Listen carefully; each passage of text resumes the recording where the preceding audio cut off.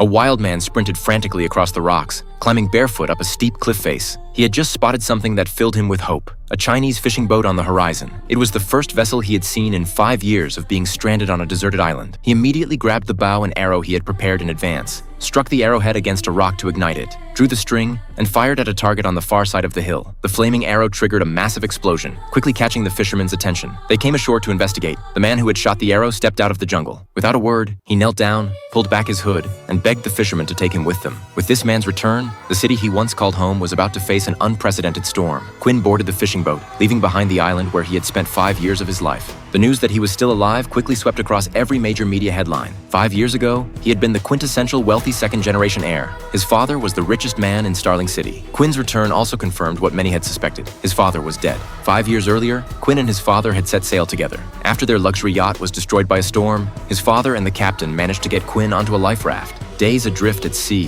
his father knew the food on the raft wouldn't sustain all three of them. After a moment of hesitation, he pulled out a pistol concealed in his life vest and shot the captain dead. Quinn was frozen in horror. Before he could even react, his father, determined to leave the food for his son, turned the gun on himself. Now back in the modern world, Quinn was taken by his mother to the hospital for examination. Doctors discovered hundreds of fractures across his body, along with countless scars. But throughout the entire examination, Quinn didn't utter a single word about them. His mother couldn't bear to imagine what her son had endured over those 5 years. But now that he was alive and standing before her, she chose not to press him. Soon after, his mother brought Quinn home. He arrived with a case, and it was clear he didn't want anyone touching it. A bald man greeted him at the door. His mother introduced him as a friend of his late father's, but Quinn knew his father never let friends into the house.